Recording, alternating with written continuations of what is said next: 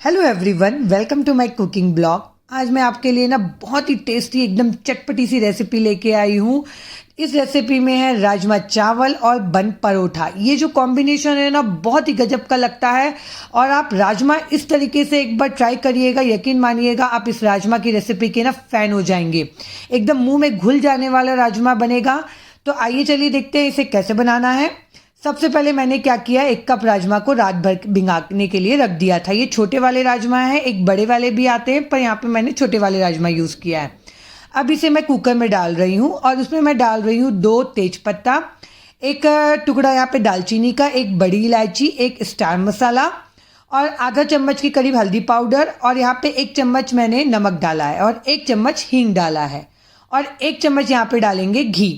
ये सारी चीज़ों को डाल के ना हम कुकर में 5 विसल आते तक के पकाना है। आइए तब तक के हम अपना बन परोठा के लिए ना आटा तैयार कर लेते हैं। तो यहाँ पे मैंने लिया है आधा कप मैदा और आधा कप गेहूं का आटा, और उसमें डाल रही हूँ मैं 1 चम्मच के करीब घी और स्वाद अनुसार नमक।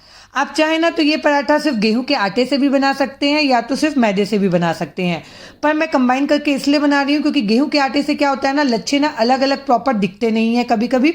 तो आप ऐसे बनाएंगे ना तो बहुत ही अच्छे बन पराठे आपके बन के रेडी होंगे। यहाँ पे जो आटा हमें तैयार करना है ना वो मीडियम सॉफ्ट डो तैयार करना है और इसे ढक के हमें अभी रख देना है। आइए तब तक के हम अपने सब्जी के लिए चॉपिंग कर लेते हैं। यहाँ पे मैंने 2 बड़े प्याज लिया है जिसे मैं ग्रेटर में बारीक बारीक चॉप कर लूँगी। ग्रेटर में चॉप करने से क्या होता है ना, अब प्याज एकदम बारीक बारीक अच्छे से चॉप हो जाते हैं तो आपको खाते समय ना वो मुंह पे बड़े टुकड़े नहीं आएंगे।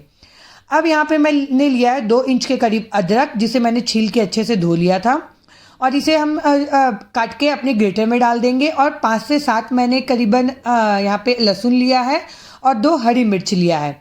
इसे हमें अच्छे से ग्रेट कर लेना है। आप चाहें ना तो इसे मिक्सी में भी पीस सकते हैं, पर ग्रेट करने से ना इसका टेस्ट बहुत ही अच्छा आता है। देखिए यहाँ पे ये अच्छे से ग्रेट हो गया है। अब मैं ले रही हूँ यहाँ पे टमाटर जो है ना वो अच्छे लाल वाले लीजिएगा, इससे ना सब्जी में कलर भी बहुत अच्छा आता है और टेस्ट भी। यहाँ पे लगभग मैंने 1.5 टमाटर यूज़ किया है। आप चाहें तो 2 भी यूज़ कर सकते हैं पर 1.5 सफिशिएंट है। अब इसमें डाल रही हूँ मैं एक प्याज, उसे काट के मैं इसमें डाल दूंगी। प्याज या इसमें डालने से क्या होगा ना, हमारी सब्जी की जो ग्रेवी है ना वो अच्छी गाढ़ी बनेगी। देखिए इसे हमें अच्छे से फाइन पेस्ट बना लेना है। अब इधर एक तरफ ना मैं जीरा राइस बना रही हूँ, तो मैंने क्या किया, एक पैन पे 2 चम्मच घी डाला है और ये 1 कप चावल है जिसे मैंने भिगो के रख लिया था। अब इसमें डालूंगी मैं 1 चम्मच जीरा, थोड़ा सा दालचीनी और 1 स्टार मसाला और तेजपत्ता, और जो चावल हमने भिगा के रखा था ना उसे डाल देंगे और इसे लगभग 30 सेकंड के लिए हमें अच्छे से भून लेना है ताकि जो हमारा जो चावल है ना वो अच्छे से थोड़ा सा भून जाए। अब चावल एक बार जब अच्छे से भून जाएगा ना उसका पानी पूरा सोख लेगा, जो पानी थोड़ा बहुत रहता है वो। अब हम इसमें क्या करेंगे ना, पानी डाल देंगे। तो हमें 1 कप चावल लिया था तो उसके लिए 2 कप पानी मैंने यहाँ पे डाला है, और इसे पानी डालने के बाद ना अच्छे से आप मिक्स कर लीजिएगा और स्वाद अनुसार नमक डाल देना है इसमें, और इसे ढक के ना धीमी धीमी आंच पे हमें पकने देना है। आइए चलिए इधर हम बनाते हैं अपना राजमा। तो उसके लिए मैंने 1 चम्मच तेल और 1 चम्मच घी लिया था। उसमें मैंने डाला है 1 चम्मच जीरा, 1 चम्मच सरसों और 2 यहाँ पे तेजपत्ता डाला है, 1 चम्मच मैंने यहाँ पे हींग डाला है और थोड़ा सा दालचीनी और 1 से 2 यहाँ पे लौंग, और जो बारीक कटे हुए प्याज और अदरक लहसुन और मिर्च का जो था ना पेस्ट वो हम इसमें डाल देंगे और इसे हमें थोड़ा सा हल्का ब्राउन कलर होते तक के भुनना है। फिर हम डाल देंगे अपनी टमाटर की प्यूरी, जो टमाटर और प्याज हमने पीस के रखा था ना वो वाला पेस्ट। अब इसे डालने के बाद ना हमें इसे अच्छे से पकाना है। तो हम इसे अच्छे से पकाने के लिए हम क्या करेंगे ना, 1 चम्मच नमक, आधा चम्मच के करीब हल्दी पाउडर और 2 चम्मच के करीब मैंने यहाँ पे धनिया पाउडर डाला है ताकि मसाले भी ना साथ में अच्छे से भून जाए, और 1 चम्मच मैं यहाँ पे डाल रही हूँ कश्मीरी लाल मिर्च। इससे ना कलर बहुत ही बढ़िया आता है। सारी चीज़ों को ना हम अच्छे से धीमी आंच पे ना पकने देंगे, और जब ये थोड़ा सा अच्छे से पक जाए ना तो इसमें हम 1 चम्मच गरम मसाला डालेंगे। गरम मसाला डालने के बाद ना इसे हमें पकाना है। आइए चलिए इधर हम चावल भी देख लेते हैं। देखिए इधर चावल भी हमारा बहुत अच्छे से पक गया है, एकदम खिला खिला अलग अलग चावल बन के रेडी हो गया है। और इधर ना राजमा भी हमारी अच्छे से बॉईल हो गई थी, 5 सीटी हो गया था तो मैंने उतार दिया था। आइए चलिए चेक करते हैं कि राजमा पका है कि नहीं। आप देख सकते हैं कि राजमा कितने अच्छे से पक गया है। मैं दबा रही हूँ तो कितने अच्छे से दब जा रहा है। इधर हमारा जो टमाटर था ना वो भी अच्छे से भुन गया है। तो हम क्या करेंगे ना, जो राजमा जो बॉईल किया था उसका थोड़ा सा पानी हम इसमें डाल देंगे। इससे क्या होगा ना, मसाले अच्छे से और भुन जाएंगे। इसे 1 मिनट के लिए भुनने के बाद ना हम राजमा अपना इसमें डाल देंगे। हमने जो राजमा बॉईल करके रखा था ना वो राजमा हम इसमें मिला लेंगे।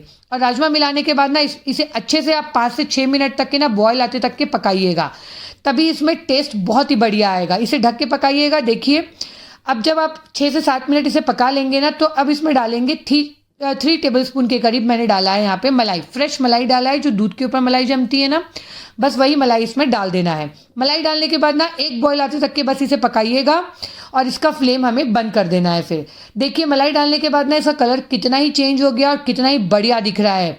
यकीन मानिए इस तरीके से राजमा बना के देखिएगा। अब राजमे में मैं लगाऊंगी एक तड़का। तो 2 चम्मच घी डाला है, 1 चम्मच गरम मसाला, 1 चम्मच कश्मीरी लाल मिर्च और 1 चम्मच के करीब कस्तूरी मेथी डाला है मैंने। अब ये तड़का जाएगा हमारे राजमा में और ऊपर से डालिए आप हरा धनिया। अब देखिए कितना ही टेम्पटिंग और कितना ही टेस्टी लग रहा है। यकीन मानिए बहुत ही टेस्टी सब्जी बन के रेडी होती है, एकदम क्रीमी और एकदम मुंह में घुल जाने वाली, और टेस्ट तो बहुत ही लाजवाब होता है इस राजमा का। आप ना ये रेसिपी एक बार ज़रूर से ट्राई करिएगा। आप इसे चावल के साथ, रोटी के साथ, पराठे के साथ, किसी के साथ भी एंजॉय करिए, बहुत ही टेस्टी लगती है। आइए चलिए, इधर हमारा आटा भी हमने जो गूंथ के रखा था ना वो अच्छे से सेट हो गया है। तो अब हम बनाते हैं अपना बन परोठा। तो इसे ना हम थोड़ा सा 1 से 2 मिनट तक के गूंथ के लिए ना और हम इसे नरम कर लेंगे, ताकि आटा हमारा अच्छे से सेट हो जाए। और इसका ना हम लोई तोड़ेंगे। तो जो हमें इसका लोई तोड़ना है ना वो बहुत ज़्यादा छोटा नहीं तोड़ना है, थोड़ा मीडियम रखिएगा, ताकि क्योंकि जो बन पराठा होता है ना वो थोड़ा सा मोटा ही होता है। अब इसे आटा लगाते हुए ना हमें बेलना है। हमें इसे पहले क्या करना है ना, नॉर्मल रोटी जैसे हम बेलते हैं ना वैसे ही इसे बेलना है। आप आटा लगा के ना इसे अच्छे से बेल लीजिएगा। देखिए मैंने अच्छे से इसे बेल लिया है। बहुत ज़्यादा पतला भी नहीं करना है और बहुत ज़्यादा मोटा भी नहीं करना है इसे। अब इसके ऊपर मैं लगा रही हूँ घी। थोड़ा सा घी लगा के ना चारों तरफ आप इसे अच्छे से स्प्रेड कर दीजिएगा। और उसके ऊपर मैं छिड़क रही हूँ थोड़ा सा सूखा आटा। थोड़ा सा ही डालिएगा, बहुत ज़्यादा इसमें नहीं डालना है। हम ये डालने से क्या होता है ना, हमारे जो बन पराठा के लेयर्स हैं ना वो अलग अलग दिखते हैं।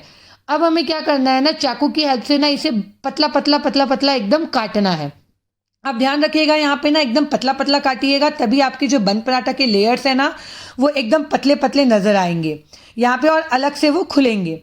देखिए इसे अच्छे से काट लेना है आपको, एकदम पतले पतले।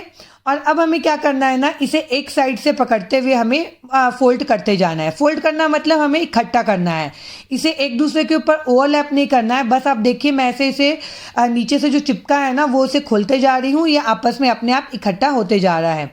देखिए इस तरीके से इसे हमें इकट्ठा कर लेना है अच्छे से, बहुत ही ईजिली हो जाता है ये। अब इसे क्या करेंगे ना, हम थोड़ा सा खींच लेंगे, क्योंकि आपने मैदा भी डाला था तो बहुत अच्छे से ये खिंचा जाता है। अब हमें क्या करना है ना, इसे हम जैसे हम रस्सी में गठान पाड़ते हैं ना, बस वैसे ही इसे हमें फोल्ड कर लेना है। देखिए मैं किस तरीके से फोल्ड कर रही हूँ।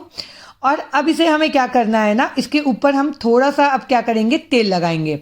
थोड़ा सा आप 2-4 बूंद तेल छिड़क दीजिएगा इसके ऊपर। और अब हम क्या करेंगे, इसे ना हाथों से फैलाना है। यहाँ पे आप ना इसे हाथों से ही फैलाइएगा, इसे हाथों से दबाते हुए इसे बड़ा कर दीजिएगा, क्योंकि आप बेलन से बेलेंगे ना तो इसके जो लच्छे होते हैं ना वो अलग नहीं हो पाएंगे, वो दब जाएंगे। तो हाथों से इसे दबा दबा के आप बिल्कुल फैला लीजिएगा, बहुत ही ईजिली फैल जाती है ये। इसे बहुत ज़्यादा पतला नहीं करना है, ये थोड़ा मोटा ही रहेगा, पर बहुत ज़्यादा मोटा भी मत करिएगा, वरना क्या होगा ना, सिकती नहीं है अंदर से। अब मैंने क्या किया, एक पैन पे 1 चम्मच तेल डाला है और इसे मैंने डाल दिया है। आप चाहें ना तो तवे पे भी सेक सकते हैं इसे, जिस तवे पे हम पराठे वगैरह बनाते हैं ना उसमें भी ये अच्छे से सिक जाएगी। अब इसे दबाते हुए ना अच्छे से हमें दोनों तरफ दबाते हुए सेकना है। इसे अच्छे से क्रिस्प होते तक के, लाल होते तक के हमें सेकना है। आपके पास कोई पराठा बनाने का होगा या फिर पोटैटो मैशर होगा ना, उससे दबाते हुए सेकिएगा। देखिए कितना ही बढ़िया कलर और कितना ही क्रिस्प ये सेका है। आइए चलिए अब हम अपनी थाली रेडी कर लेते हैं। ये गया राजमा, उसके ऊपर थोड़ा सा चॉप किया हुआ हरा धनिया। ये हमारे गर्मा गर्म क्रिस्पी बन परोठा गया है। और यहाँ पे आया है क्या, जीरा वाली राइस। आप ये कॉम्बिनेशन ना एक बार ट्राई करिएगा, यकीन मानिए आपको क्या बताऊँ मैं, आपकी भूख ना और ही बढ़ जाएगी। देखिए ये बन परोठा कितना ही क्रिस्पी बना है, मैं आपको तोड़ के दिखाती हूँ। अंदर से बहुत अच्छे से सिका हुआ है और एक एक लेयर्स इसके ना अलग अलग दिख रहे हैं। ये बन परोठा ना आप राजमा के साथ ट्राई करिएगा और मुझे कमेंट करके बताइएगा ना कि आपको ये बन परोठा और राजमा की रेसिपी ना कैसी लगी। आपको मेरी रेसिपीज़ पसंद आती हैं, मेरे वीडियोस पसंद आते हैं तो प्लीज़ मेरे वीडियोस को लाइक करिएगा, शेयर करिएगा और मेरे चैनल को सब्सक्राइब करिएगा और मुझे कमेंट करके बताइएगा कि आपको और कैसी रेसिपीज़ देखना पसंद है। मैं मिलती हूँ आपको अपने अगले ब्लॉग में, तब तक के लिए बाय बाय।